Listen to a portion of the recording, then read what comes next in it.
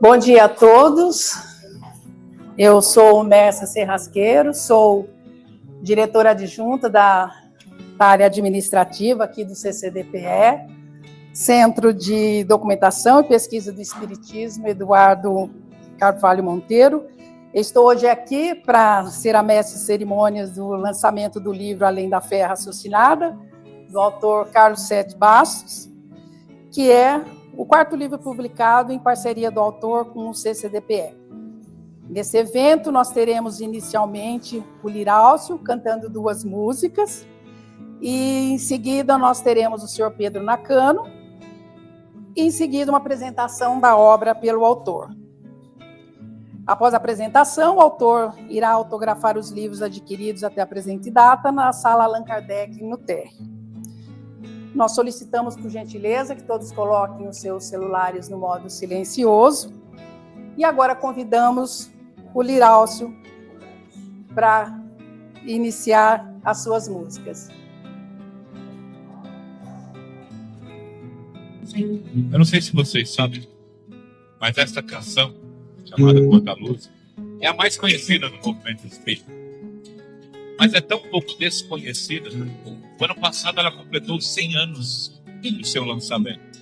A médium Cirira Pinto é a primeira a usar música em palestras, a fazer a famosa palestra musicada. Isso já em 1925. Ela tinha um coral chamado Vozes do Tempo e lançou um CD, aliás, um LP de 45 rotações, com as músicas espíritas, 5 e 5 poemas que ela recebia da espiritualidade. Todas as músicas dela eram pedidas, inspiradas pelo alto. Descendo sobre nós, quanta luz, quanta luz.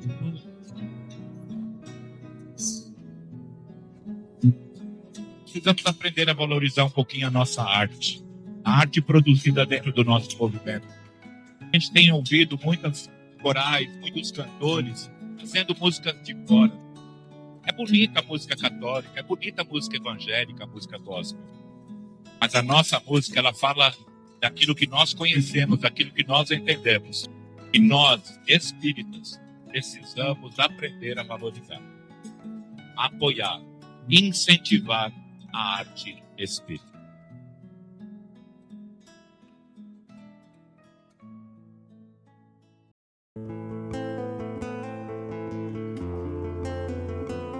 Esses 2 irmãos são contemporâneos, todo mundo conhece, Tim e Vanessa.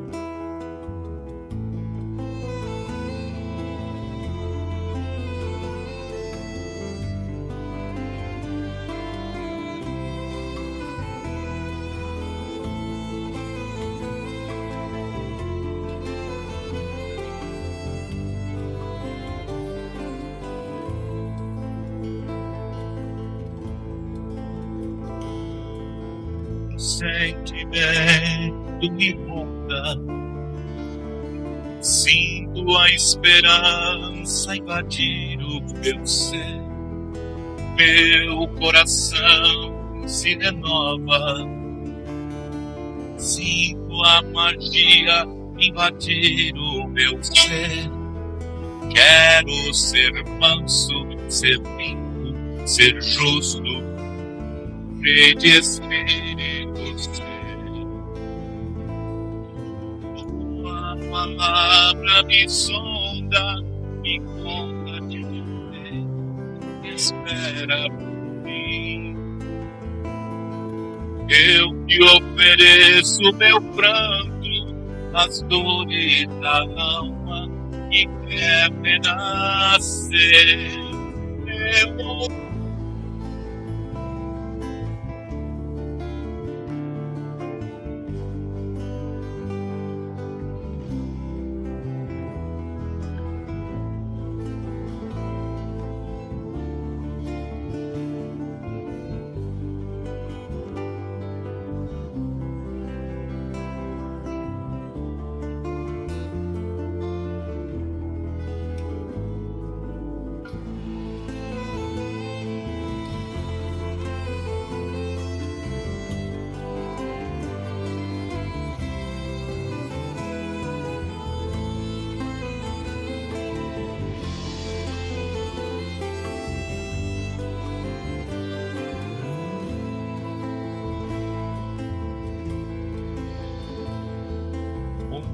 sentimento inunda. Não sei dizer, tudo é novo pra mim. Renova, vindo a esperança, quero ser.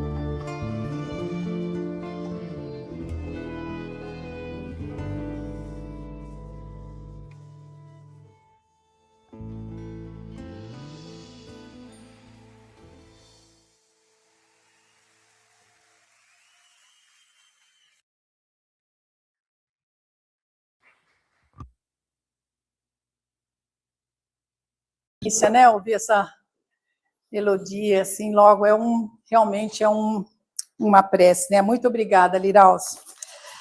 Então, agora, nós convidamos o nosso presidente, Pedro Nakano, para suas considerações iniciais. Bom dia a todos, amigos aqui presentes, amigos internautas, e nós gostaríamos de agradecer a presença de todos, a possibilidade da gente estar aqui nos confraternizando e, ao mesmo tempo, abrindo espaço para novos conhecimentos. O CCDPE, ele é uma instituição que busca incentivar a cultura, o estudo e a pesquisa da doutrina espírita. E por isso que nós temos essa parceria com vários autores pesquisadores, temos a editora CCDPE com mais de 40 títulos publicados, a maioria deles, nos últimos anos, tem sido em cima de obras estudadas e lançadas ao movimento para que hajam reflexões, uma vez que a doutrina espírita ela é evolucionista. Então, é importante que a gente esteja ligado nessa linha, não só da pesquisa, mas também da história. E nós temos aqui no CCDPE, como todos sabem, todo um trabalho de higienização, um trabalho de digitalização, um trabalho de acervo, com mais de 100 mil documentos, entre livros, periódicos e documentos de pesquisadores, com mais de 35 acervos que nos foram doados. E hoje gostaria de agradecer ao Liraúcio,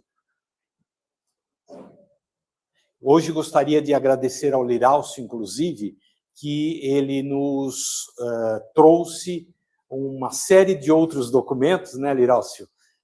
Do Alamar Regis de Carvalho, que já está na espiritualidade, e que entrevistas exclusivas e outros documentos que nós vamos ainda destrinchar, e com a ajuda também do Liraúcio, nós vamos depois, em breve, disponibilizar isso daí para o meio espírita.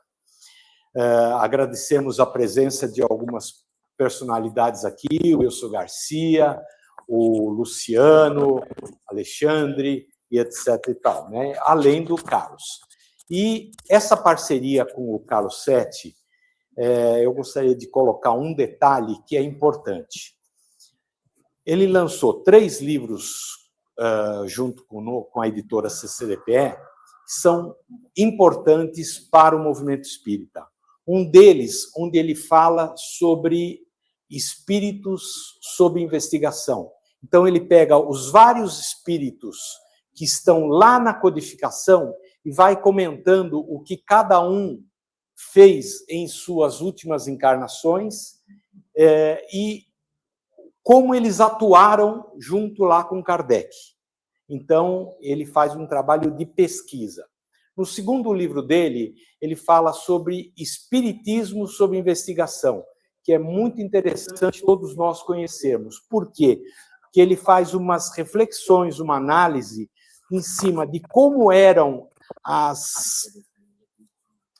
os congressos, os eventos no movimento espírita até no início do século XX, que eram a análise, reflexões, mas principalmente o próprio Congresso chegava a determinadas conclusões, e era muito interessante isso daí. Posteriormente, houve uma mudança na filosofia desses congressos, desses seminários, desses eventos públicos grandes do movimento espírita, e passou-se simplesmente a ouvir o que os grandes oradores colocavam, enquanto que a doutrina espírita, ela é, como nós falamos e como a gente sabe por Kardec, evolucionista pelos espíritos. Então, nós precisamos discuti-la, e é isso que o Carlos coloca. No terceiro livro dele, ele fala biografias de Kardec sob investigação. Então, nesse livro, Corrigindo Imperfeições, ele corrige uma série de imperfeições, ele foi lá buscar, em cima de fontes primárias, a historiografia do próprio Kardec, e descobriu uma série vamos dizer assim, de ideias e imagens que nós tínhamos até então da vida de Kardec, teria sido médico, que as irmãs Baudin eram adolescentes, etc. e tal, que não é verdade. Então, ele coloca lá e diz aonde que ele foi buscar. Então, é bom nós sabermos a realidade realmente, a historiografia do que aconteceu. E nesse último livro, ele vai falar agora para vocês. Agora eu vou chamar a Mércia para apresentar o Carlos.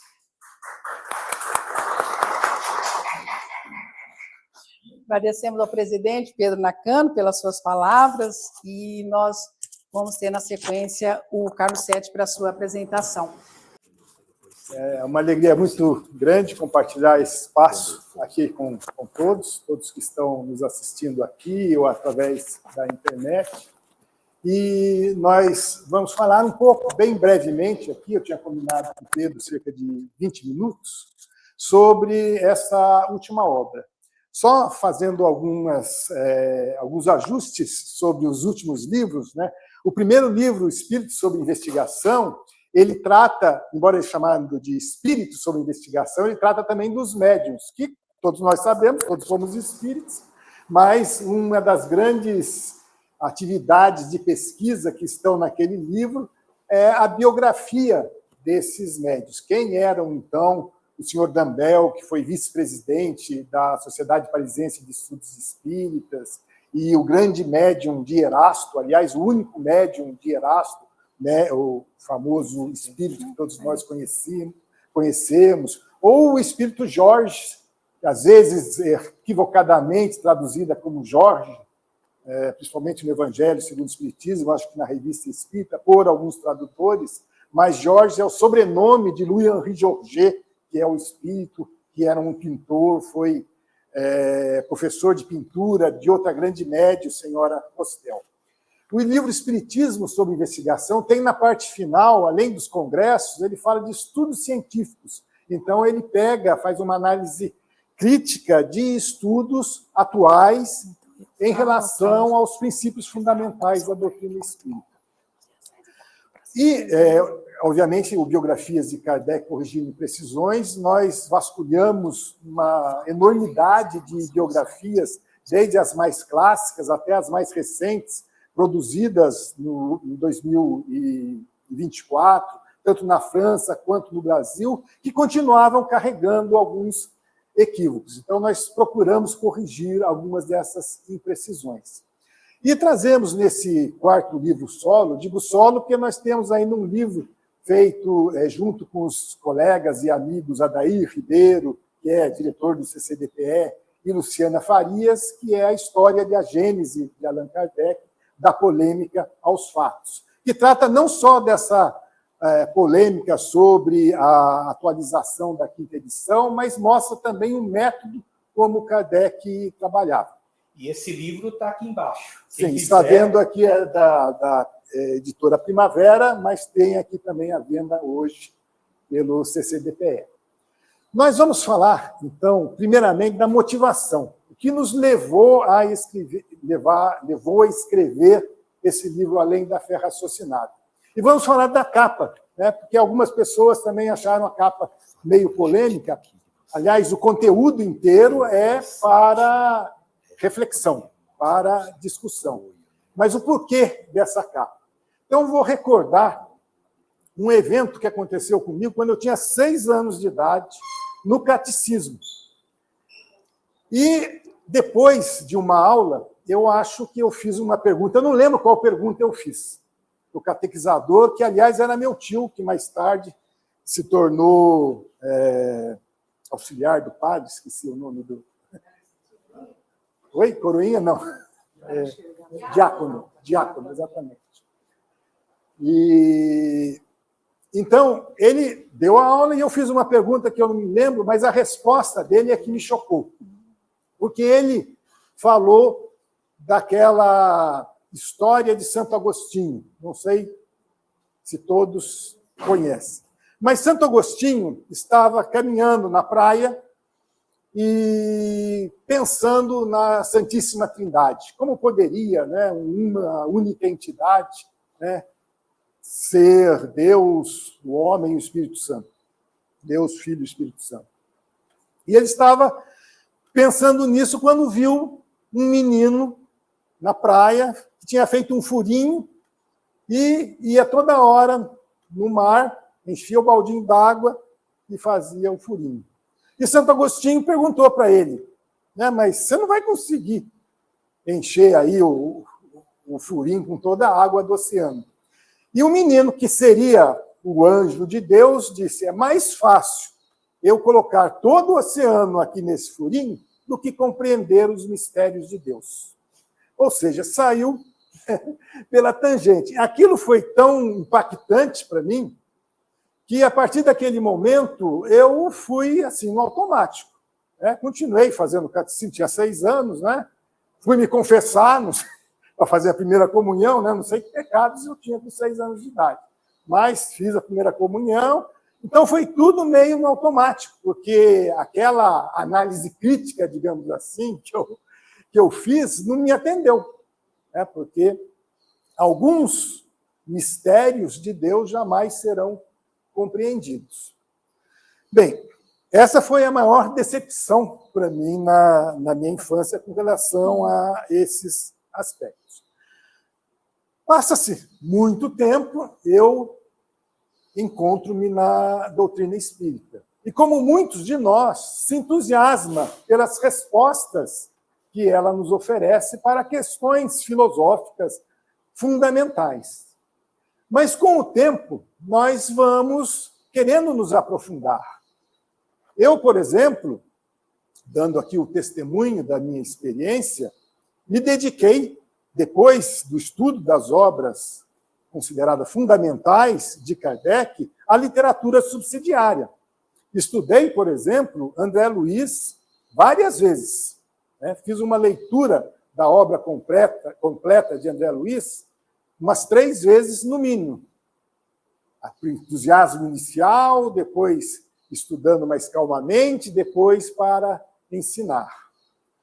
Mas, com o tempo, o senso crítico começou a me fazer comparações, levou à necessidade de fazer comparações entre os métodos dessa literatura subsidiária, o método de Kardec, da concordância universal do ensino dos espíritos, e também a discutir assuntos que, para mim, ficavam obscuros. E procurava, então, seguir adiante, mas guardando algumas dessas questões na gaveta. Esse assunto aqui, parece que não está bem explicado. Então, fica para depois. Será que alguém tiver um copinho d'água só?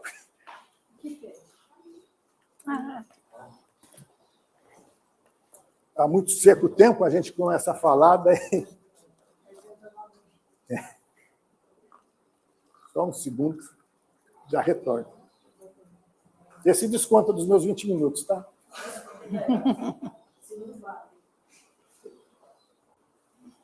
Obrigado. Então, algumas dessas questões ficavam lá na gaveta e a gente continuava, obviamente, a explanar a doutrina espírita e a estudar aqueles aspectos para os quais não restavam muitas dúvidas. Recentemente, eu tive a alegria de ter o retorno à convivência, né, de 2 netos. Então, eu tenho um neto, Biel, que acabou de fazer 2 anos em janeiro, uma neta que vai fazer 2 anos em abril agora, a Bia, e em maio deve nascer o irmão do Biel, o Theo. E isso é uma alegria muito grande, porque nós sabemos, né, que, como pais, a gente não tem tanto tempo para acompanhar o crescimento dos filhos como os avós. E eu resolvi, então, pegar todas essas questões que já tinham sido analisadas e que estavam na gaveta e colocar nesse livro, de forma que, quando eles tivessem a idade adequada, pudessem também refletir sobre elas, ganhando um certo tempo, um atalho. Se não gostarem, que sigam, então, o caminho da própria experiência, que é o que provavelmente vai acontecer. Cada um de nós vai, a partir dos bate-cabeça de um lado, do outro, a partir dos equívocos, das caídas e das superações, seguindo em frente e aprendendo. Mas, de qualquer forma, eu digo isso para mostrar que eu fiz o livro com a maior honestidade possível. Não é para gerar discussão, não é para gerar polêmicas, embora sejam assuntos sensíveis, que vão, de certa maneira, às vezes, provocar críticas apaixonadas daqueles que já têm uma convicção bastante solidificada, né, bastante cristalizada de determinados aspectos. Se essa visão mais cristalizada já lhe atende às necessidades da alma, às necessidades da vida, ok, não precisamos discutir, não precisamos brigar, porque não é essa a intenção. Mas voltando, eu falei da praia lá do Santo Agostinho, mas eu também, em algum momento, provavelmente em algum grupo de Facebook, cunhado uma frase que dizia o seguinte: diante do imenso oceano, muitos ficam na praia apenas contemplando. É o oceano do conhecimento. Então, nós ficamos apenas na praia contemplando. Outros ficam, entram um pouco na água, mas ficam só fazendo a espuma. Então, só ficam discutindo, só ficam polemizando. Alguns poucos conseguem vencer a arrebentação, mas também ficam flutuando na superfície. Alguns, no entanto, mergulham até o fundo desse oceano de conhecimentos para ver, né, essa enorme beleza que está no fundo dos oceanos. Eu sei que o Adair, ele é amante do mergulho, né? Inclusive é professor de mergulho em águas profundas. Eu, não. Mas, de qualquer forma, a metáfora é justamente essa, que para mergulhar é preciso uma certa coragem e é uma atividade que, às vezes, é um pouco solitária, como a própria atividade de Kardec foi. Bem, isto tudo é um resumo do que me motivou a escrever esse livro. A estrutura do livro, ela tem uma parte inicial histórica, falando das influências de Rivail e de Kardec. Como nós já abordamos muito disso, tanto na primeira parte do livro Espíritos sob Investigação, que tem uma biografia de Kardec, e lá nós aprendemos, por exemplo, que ele utilizou também o pseudônimo Vilários, né? Apenas uma curiosidade para incentivar quem não leu o livro, né, comprar esse livro. Então, nós temos lá uma biografia de Kardec e temos também, no último livro, Biografias de Kardec sob Investigação, detalhes de influências que Kardec sofreu. E isso também nos ajudou, porque mostra um Rivail ou um Kardec, né, muito mais próximo de nós. Assim como todos os médiuns, a humanidade dos médiuns, lá da senhora Postel, que nós mencionamos, do senhor Dandel, e de tantos outros médiuns, né, nós conseguimos tê-los bem mais próximos de nós, porque reconhecemos a humanidade deles. E no segundo livro, O Espiritismo sob Investigação, o fato de Kardec ter reforçado várias vezes que o Espiritismo era uma doutrina progressiva, propondo que os congressos pudessem ser um desses elementos, uma dessas ferramentas para que o Espiritismo pudesse continuar progredindo. E para aqueles que têm dúvidas, né, sobre a progressividade da doutrina espírita, da primeira edição para a segunda edição do Livro dos Espíritos, quantas modificações. E outra curiosidade, quando eu estava escrevendo esse livro, e eu coloco nas notas de rodapé essas informações, muitas dos assuntos mais difíceis, mais sensíveis, mais complexos, Kardec analisou na segunda edição. Ele não tinha abordado na primeira edição, mas sim na segunda, ou da primeira para a segunda, ele fez alterações bastante significativas. É uma curiosidade mostrando que esses pontos que nós levantamos, desde a época de Kardec, já eram pontos que ele mesmo discutia.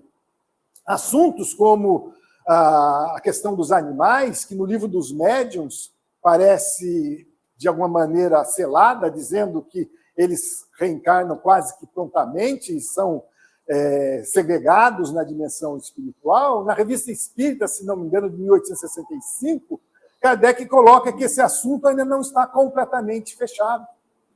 Então, para entender o pensamento de Kardec, nós temos que ler todas as obras fundamentais e a Revista Espírita para ver que alguns assuntos, mesmo que para nós pareçam já definidos, ainda estavam em desenvolvimento. E a morte súbita de Kardec é que impediu que essa doutrina continuasse a progredir. Nós não estamos falando isso com a intenção ou querendo dizer que a doutrina é incompleta e que nós queremos reformar, nada disso. Nós estamos apenas propondo que nós compreendamos sobre determinados aspectos cada vez mais, de uma forma mais robusta, de forma a não precisarmos utilizar do subterfúgio daquele anjo de Deus para Santo Agostinho, dizendo: esse assunto você esquece que não tem condições. Claro, algumas questões nós não temos. A nossa limitação atual não nos permite avançar. Mas também não podemos usar para tudo isso como elemento de freio para o nosso pensamento, que é livre. Nós temos o livre pensamento. Então, a estrutura do livro começa com essa pequena parte histórica, falando das influências de Kardec ou de Rivail, também uma pequena comparação com outras manifestações de fé de outras religiões, né? Por exemplo, religiões para quem Deus não é necessário, como o próprio budismo, né? Para o budismo não fala de Deus. Algumas pessoas podem achar estranho. Mas, então, fazemos essa pequena comparação e depois buscamos a formalização dos princípios fundamentais da doutrina espírita. Porque aqueles congressos que nós estudamos de Espiritismo sob investigação, eles falavam de alguns princípios, às vezes mudavam, e até hoje não existe um consenso definido, formal, de quais sejam esses princípios fundamentais. É claro, nós falamos da existência de Deus, da imortalidade, da existência e da imortalidade do espírito, da reencarnação, ou da pluralidade das existências, da pluralidade dos mundos habitados, da comunicabilidade dos espíritos. Este é um núcleo duro, digamos assim, dos princípios fundamentais. Mas existem outros que Kardec colocou, se não me engano, na parte 6 da introdução do Livro dos Espíritos, mas que também aparecem em alguns outros pontos de toda a doutrina espírita. Por exemplo, quando Kardec fala do credo espírita. Então, nós buscamos pegar todos os lugares na obra de Kardec em que ele formaliza esses princípios fundamentais para agregá-los de uma forma, então, mais formal. Então, falamos da não retrogradação da alma, da evolução, da lei do progresso e etc. Para depois fazermos uma análise crítica sobre quais são os eventuais problemas, os desdobramentos desses princípios, quais seriam eventuais lacunas que poderiam ainda existir. Então, bem rapidamente, questão das balas perdidas. É uma questão que, obviamente, todos os espíritas estudiosos, os mais atentos, já se questionaram. Então, uma bala perdida é um acaso? É justiça divina? É uma prova? É uma expiação? E, normalmente, aqueles mais esclarecidos não vão dizer que ninguém vem reencarnar com o objetivo de tirar a vida do outro. Né? Não seria lógico. Aliás, às vezes, espíritas precipitados, né, poderiam dizer que a pessoa está resgatando uma dívida passada. Quando, para mim, pelo menos, é mais lógico que se você tirar a vida de alguém de uma outra existência, qual a melhor maneira de você ficar em paz com a sua consciência? É restituindo-lhe a vida, não morrendo da mesma forma. Né? Mas, enfim, essa é outra discussão. Mas, então, no caso de balas perdidas, Kardec diz que os espíritos, né? E eu sempre misturo Kardec com os espíritos, porque Kardec ele mexia nas comunicações dos espíritos, ele fazia determinadas correções, então ele é coautor na nossa interpretação. Temos, inclusive, se não me engano, nesse livro, um capítulo específico falando se Kardec, a doutrina de Kardec, dos espíritos, e para nós é, obviamente, de ambos. Mas que nós escolhemos o gênero de provas. Então, podemos escolher nascer numa região sujeita a morrer de bala perdida. Mas como será que você pode fazer um planejamento? Você pode planejar uma reencarnação, teoricamente. Mas como seria, então, a implementação dessas provas? É outro ponto. Aliás, esse livro não vai trazer respostas, mas vai trazer muitas perguntas para que nós continuamos a refletir. Mas, ok, a bala partiu de alguém que tinha o seu livre-arbítrio. Aí nós vemos outras questões. Mas como o livre-arbítrio se desenvolve? Nós não nascemos todos simples e ignorantes? O que nessa caminhada nos fez ir por um espírito, né, criado ao mesmo tempo, digamos assim, simples e ignorantes, sair daqui para o ponto A e o outro sair daqui para o ponto B? Os animais não têm livre-arbítrio, então o livre-arbítrio vai se desenvolvendo. Então, como se dá a evolução dos animais? E retornando ao livre-arbítrio já na humanidade, se nós tomamos as nossas decisões baseado em experiências passadas, em experiências de outras encarnações, e isso que nos faz ir para o lado A ou o lado B, nos perguntamos, mas houve um acaso aí na construção do livre-arbítrio? Por quê? Porque eu passei por uma experiência determinada numa encarnação de um jeito e outro do outro. São questões que nós desenvolvemos ao longo desse livro. Reencarnações compulsórias.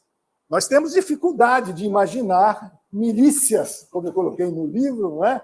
Que vão constranger espíritos que são obstinados do mal a reencarnar. Então, como isso aconteceria? São essas, a natureza dessas questões que nós desenvolvemos ao longo do livro. Já estamos quase no tempo, só vou falar brevemente agora dos capítulos bônus. Todos os meus livros têm capítulos bônus e normalmente eu edito também um capítulo extra, que não está no livro, que eu aproveito para eventuais... O livro passa por vários revisores. Normalmente, os meus livros têm 3 revisores informais, antes de eu decidir passar para a editora. Depois tem o revisor da editora, além do conselho editorial da editora. E assim mesmo sempre aparecem alguns probleminhas e eu faço uma errata e acrescento um capítulo bônus. E normalmente os meus livros estão no portal Luz Espíritas, do companheiro Eri Lopes, que nos abre esse espaço para colocá-la. Mas esse livro tem alguns capítulos bônus, inclusive um que fala de autoplágio. Não no sentido negativo, mas Kardec, obviamente, usou vários textos que estavam na Revista Espírita, ele lá era o laboratório dele, nas obras fundamentais. Mas também usou textos entre obras e nós buscamos identificar quais foram esses textos. Então, descobrimos muitos dados na Revista Espírita, muitas informações da Revista Espírita, onde nós temos a identificação do médium e do espírito, onde eles foram aproveitados. Por exemplo, no Livro dos Espíritos, no Evangelho. Esse trabalho nós já fizemos inicialmente de forma manual para identificar os espíritos e os médiuns no primeiro livro, Espíritos sob Investigação. Mas nós adquirimos um software recentemente para fazer justamente essa comparação de forma automática e fizemos outras descobertas que estão inseridas nesse capítulo bônus. Temos um outro capítulo bônus falando sobre essas grandes questões sob a perspectiva do movimento espírita brasileiro. Então, como eu fiz aquele estudo lá de André Luiz e outros, né, eu fiz essas comparações, principalmente em relação aos desdobramentos dos princípios fundamentais. Né? Como pode, então, Kardec ter falado dessa forma sobre a evolução dos animais e esses outros espíritos, sem a concordância universal do ensino dos espíritos, ter abordado de forma diferente. Então, nós elencamos nesse capítulo. Temos um que falamos, então, da comunidade LGBTQIAPN+.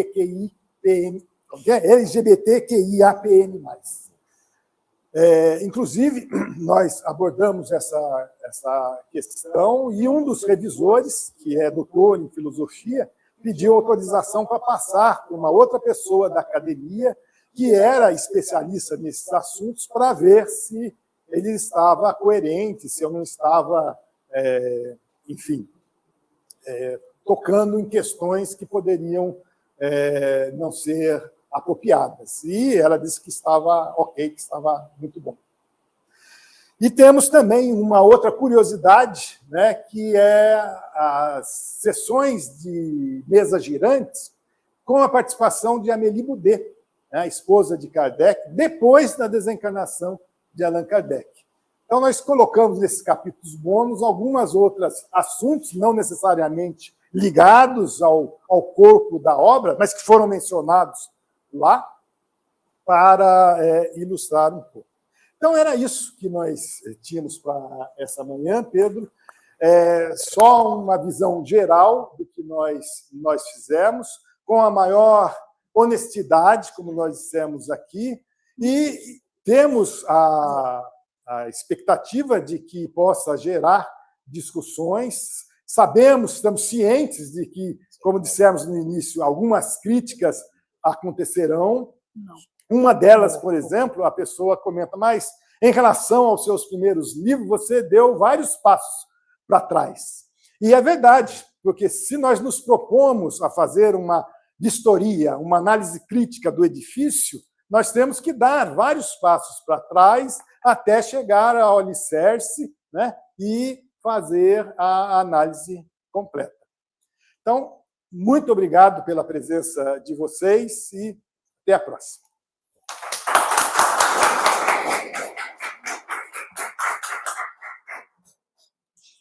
Nós agradecemos ao autor Carlos Sérgio pela sua excelente apresentação sobre o livro Além da Fé Raciocinada.